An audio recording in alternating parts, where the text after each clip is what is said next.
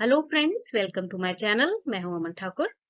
तो फ्रेंड्स, आज की वीडियो में हम बात करेंगे एसएससी सीएचएल रिक्रूटमेंट 2024 के नोटिफिकेशन के बारे में। तो एसएससी, जिसे आप जानते ही हैं, स्टाफ सिलेक्शन कमीशन, और सीएचएल का मतलब है कंबाइंड हायर सेकेंडरी लेवल। इसका मतलब है कि ये जो टेस्ट निकाला गया है, जो पोस्टें निकाली गई हैं, ये हायर सेकेंडरी लेवल के लिए निकाली गई हैं। यानी कि जो भी व्यक्ति जिन्होंने 10+2 किया हुआ है, वो इस पोस्ट के लिए एलिजिबल है। और वैकेंसीज आप देख सकते हैं कि अच्छे खासे नंबर निकाला गया है, 3712। देखिए, इसकी जो रजिस्ट्रेशन डेट है वो 8 अप्रैल से शुरू हो चुकी है, 7 मई 2024 तक ये रहने वाली है। ऑफिशियल वेबसाइट इसकी है ssc.gov.in। तो अब इस वीडियो में हम पूरी डिस्क्रिप्शन लेंगे कि किस प्रकार की जॉब है, क्या एज लिमिट रहेगी, पे स्ट्रक्चर क्या होगा, और एग्जाम्स जो है वो किस तरह के आएंगे, क्या उनका सिलेबस रहेगा। तो चलिए शुरू करते हैं। सबसे पहले मैं ये कहना चाहूंगी कि अगर आप इस चैनल पर नए हैं तो इस चैनल को सब्सक्राइब कीजिए, शेयर कीजिए और लाइक कीजिए, क्योंकि इस चैनल पर हर प्रकार की गवर्नमेंट जॉब्स की नोटिफिकेशन रेगुलरली डाली जाती है। चलिए, अब आप चैनल पर देख सकते हैं कि जो ऑफिशियल नोटिस है एसएससी की तरफ से निकाला गया, वो आप इस पर देख सकते हैं। पूरी तरह से ये जो जॉब निकाली गई है, ये गवर्नमेंट जॉब है, भारत सरकार के द्वारा निकाली गई है। अब इसमें देखिए, ये जो कंबाइंड हायर सेकेंडरी यानी कि 10+2 लेवल का एग्जामिनेशन रहेगा। इसमें बताया गया है कि जो date of submission of online application है वो कब से कब है, जो कि अभी हमने बात की कि 8 अप्रैल 2024 से 7 मई 2024 तक का ये रहेगा। ठीक है, जो 7 मई 2024 है, ये लास्ट डेट होगी, तो इससे पहले पहले आप ऑनलाइन अप्लाई इस पे कर दीजिएगा। Last date and time for making online fee payment 8 मई दी गई है। वैसे जब 7 मई तक आप भरेंगे ना, तो तब तक आप फी जो है वो भी इसमें साथ ही भर देंगे। नेक्स्ट, इसमें बताया गया है कि dates of window for application form correction and online payment of correction changes. तो देखिए, अब इसमें अगर आप ऑनलाइन जो आपने एप्लीकेशन फॉर्म भरा है ना, उसमें अगर करेक्शन वगैरह करनी है तो उसमें 10 और 11 मई 2024 तक का टाइम रहेगा। और इसमें जो आपका टेस्ट रहेगा ना, मोस्टली 2 लेवल का ये रहेगा, 2 टीयर में रहेगा ये, टीयर 1 एंड टीयर 2। दोनों ही कंप्यूटर बेस्ड एग्जाम्स रहेंगे। तो जो पहला शेड्यूल रहेगा टीयर 1 का, वो मोस्टली एग्जाम आपका जून जुलाई 2024 में होने का पूरा प्रोबेबिलिटी रहेगी, चांसेस रहेंगे। और जो सेकंड लेवल रहेगा ना, वो उसकी नोटिफिकेशन आपको दे दी जाएगी। अब देखिए कि जो ये सीएचएल लेवल पे है, हायर सेकेंडरी लेवल पे जो रहेगा ये एग्जाम। अब इसमें देखिए, जो स्टाफ सिलेक्शन कमीशन है ना, इसमें 3 तरह की ग्रुप सी की पोस्टें जो है वो भरी जाएंगी। ठीक है, अब ये जो 3 तरह की पोस्टें हैं, ये क्या क्या है? एक तो है lower divisional clerk, junior secretariat assistant, and data entry operator for various ministries and departments and offices of government of India and various constitutional bodies, statutory bodies, tribunal etc। ठीक है, तो मतलब ये कहना चाह रहे हैं कि लोअर डिवीजन क्लर्क या जूनियर सेक्रेटरीट असिस्टेंट और डाटा एंट्री ऑपरेटर, ठीक है, ये 3 तरह की पोस्टें हैं। ग्रुप सी की ही तीनों पोस्टिंग हैं। और ये भारत सरकार के जो अलग अलग तरह के ऑफिसेज हैं ना, उनमें आपकी जो प्लेसमेंट है वो की जाएगी। अब एक समरी सी ले लेते हैं पहले इसकी। देखिए, आपको भी ये पता चल गया है कि staff selection commission combined higher secondary level का ये एग्जाम रहेगा। कंडक्टिंग बॉडी है स्टाफ सिलेक्शन कमीशन। वैकेंसीज हैं इसकी 3712। 3 तरह की पोस्टें हैं, एलडीसी, जेएसए और डीईओ यानी कि डाटा एंट्री ऑपरेटर। कैटेगरी इसकी गवर्नमेंट जॉब्स की है। एग्जाम इसका टाइप रहेगा नेशनल लेवल पे ये एग्जाम होगा, यानी कि आप किसी भी स्टेट से बिलोंग करते हैं, इस एग्जाम में आप अपीयर हो सकते हैं, क्योंकि ये सेंटर की तरफ से है। ठीक है, और जो मोड ऑफ एप्लीकेशन रहेगा वो ऑनलाइन ही होगा। रजिस्ट्रेशन डेट्स अभी हमने बात की, 8 अप्रैल से 7 मई 2024 तक है। एलिजिबिलिटी इसमें इंडियन सिटीजन होने चाहिए आप, और 12th पास चाहिए हैं। सिलेक्शन प्रोसेस 2 टीयर में एग्जाम होगा, tier 1 and tier 2। Official website है ssc.gov.in। चलिए अब हम बात करेंगे पे स्केल की। तो देखिए जो एलडीसी की पोस्ट है यानी कि लोअर डिवीजन क्लर्क या जूनियर सेक्रेटरीट असिस्टेंट जेएसए भी जिसे कहा जाता है, पे लेवल 2 रहेगा। इसमें जो स्केल है आपका कितना होगा, 19,900 से 63,200 के बीच में, ठीक है। डीईओ यानी कि डाटा एंट्री ऑपरेटर, पे लेवल 4 और स्केल रहेगा इसमें कितना, 25,500 से 81,100 एंड लेवल 5 जिसमें है 29,200 से 92,300, ठीक है। और data entry operator grade A में जो है उनका जो पे स्केल है वो लेवल 4 है यानी कि 25,500 से 81,100, ठीक है। तो ये रहेगा पे स्केल। अब एज लिमिट की बात करेंगे। अब ये जो एज लिमिट है ना, ये कहा गया है कि 1/8 यानी कि 1 अगस्त 2024 तक जो एज रिक्वायर्ड है, ठीक है, तो वो कितनी होनी चाहिए, 18 से 27 साल के बीच में होनी चाहिए। यानी कि जो कैंडिडेट हैं, ये अनरिजर्व्ड के लिए बताया गया है, कैंडिडेट जो है वो 2 अगस्त 1997 से पहले ना उनका जन्म हुआ हो और 1 अगस्त 2006 के बाद ना हुआ हो, ठीक है। और बाकी जो रिजर्वेशन मिल जाएगी, मतलब जो रिलैक्सेशन मिल जाएगी, एज रिलैक्सेशन मिल जाएगी, वो रिजर्व्ड कैटेगरी वालों को मिल जाएगी, है ना, वो जो गवर्नमेंट के रूल्स के हिसाब से रहती है। नेक्स्ट हम बात करेंगे इसमें एजुकेशनल क्वालिफिकेशन की।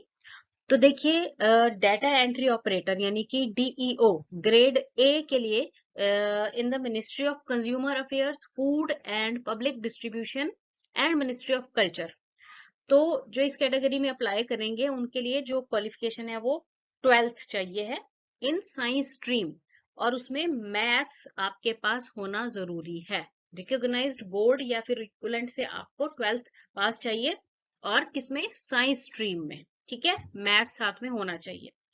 और नेक्स्ट एलडीसी और जेएसए और डीईओ ग्रेड ए, ठीक है। इसमें कहा गया है कि except DEO in department and ministry mention and para, okay. तो इसमें जो डिपार्टमेंट रहेंगे ना, जो अभी हमने बात की ऊपर वाले पैराग्राफ में, यानी कि consumer affairs, food and public distribution and ministry of culture, है ना, इसके लिए नहीं रहेगा ये। तो ये एलडीसी, जेएसए, डीईओ ग्रेड ए, इसमें जो कैंडिडेट है 12th पास चाहिए है किसी भी रिकॉग्नाइज्ड बोर्ड से या फिर इक्विवेलेंट से। इसमें साइंस की रिक्वायरमेंट नहीं है, ठीक है ना। मतलब अगर आपने ministry of consumer affair, food and public distribution and ministry of culture में अप्लाई करना है ना, तो 12th चाहिए है with science stream. Other than 12th normal, मतलब अगर आपने आर्ट स्ट्रीम से या कॉमर्स स्ट्रीम से भी की है तो भी हो जाएगा, ठीक है। और तीसरा पॉइंट यहाँ पर कह रहा है कि candidates who have appeared in 12th standard or equivalent examination can apply also. However, they must possess essential qualification on or before the cutoff date, which is 1st August 2024. तो इसका मतलब है कि जो स्टूडेंट्स ने अभी 12th में, 12वीं में जो अपीयर हुए हैं ना, जिन्होंने अभी अपना एग्जाम दिया हुआ है, तो वो भी इसके लिए अप्लाई कर सकते हैं। बस रिक्वायर्ड ये है कि 1 अगस्त 2024 तक उनकी जो मतलब 12th का सर्टिफिकेट है उनके पास होना चाहिए, क्योंकि ये कट ऑफ डेट रहेगी, ठीक है। तो मतलब अगर आपने 12वीं के लिए अभी एग्जाम दिए हैं तब भी आप इसमें अप्लाई कर सकते हैं। अब एप्लीकेशन, इसकी फी चेक कीजिए। देखिए एप्लीकेशन फी है इसमें 100 रुपए, ठीक है। और जो वुमेन कैंडिडेट है या फिर एससी एसटी, देन डिसेबिलिटी वाले, मतलब पीडब्ल्यूबीडी, एक्स सर्विसमैन जो हैं, उनको फी कोई भी नहीं है, एग्जम्प्टेड फ्रॉम पेमेंट ऑफ फी, मतलब उनको कोई फी नहीं देनी पड़ेगी। और जो आप फी भरेंगे वो भीम, यूपीआई, नेट बैंकिंग या फिर वीजा, मास्टर कार्ड, माइस्ट्रो, रुपए, क्रेडिट या डेबिट कार्ड से भर सकते हैं। अच्छा जी, अब हम बात करेंगे स्कीम ऑफ एग्जामिनेशन की। तो सबसे पहले टीयर 1 में जो एग्जाम रहेगा, आप उस पर चेक कर सकते हैं टीयर 1 में। अब इसमें ना 4 पार्ट्स दिए गए हैं, ठीक है, और सब्जेक्ट्स वाइज दिए गए हैं। इंग्लिश लैंग्वेज बेसिक नॉलेज चाहिए इसमें, जनरल इंटेलिजेंस, क्वांटिटेटिव एप्टीट्यूड जिसमें कि बेसिक अर्थमेटिक स्किल होगा, जनरल अवेयरनेस, ठीक है। ये चारों सब्जेक्ट्स के आपको 25-25 क्वेश्चंस आएंगे और हर एक क्वेश्चन 2 नंबर का होगा, यानी कि 50-50 नंबर के हो जाएंगे। तो टोटल इसमें बन गए हैं 200 नंबर, ठीक है। और टाइम ड्यूरेशन जो इसका रहेगा वो कितना होगा, 60 मिनट, यानी कि 100 क्वेश्चंस होंगे और 60 मिनट में आपको ये करने होंगे, ठीक है।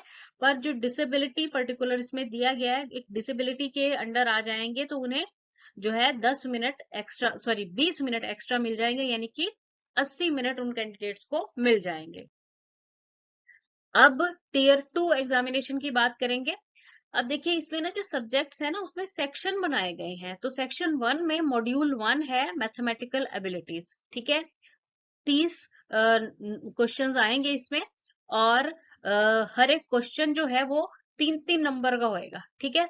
और सेकंड मॉड्यूल में रीजनिंग एंड जनरल इंटेलिजेंस आएगा, है ना, इसमें भी 30 क्वेश्चंस होंगे। तो ये दोनों मिला के कितने होंगे, 60 क्वेश्चंस होंगे सेक्शन 1 में, ठीक है जी। और 60 जो क्वेश्चंस हैं 3-3 नंबर के होंगे, तो 60 को 3 से मल्टीप्लाई कर दीजिए, कितने हो गए ये, 180 नंबर का सेक्शन 1 रहेगा, ठीक है जी। और 1-1 घंटे का होएगा दोनों ये, ठीक है। मतलब ईच सेक्शन जो है वो 1 घंटे का रहेगा।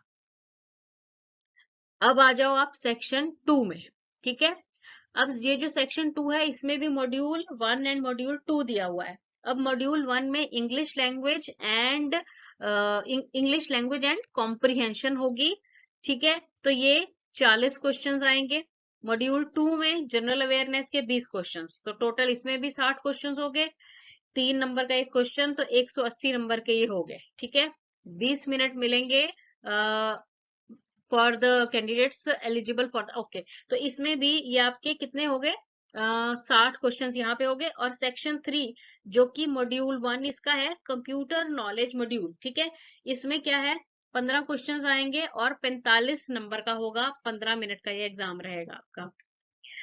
अच्छा जी, अब सेशन 2 में जो सेक्शन 3 है ना, उसका मॉड्यूल 2 जो है ये स्किल टेस्ट और टाइपिंग टेस्ट ही रहेगा, ठीक है।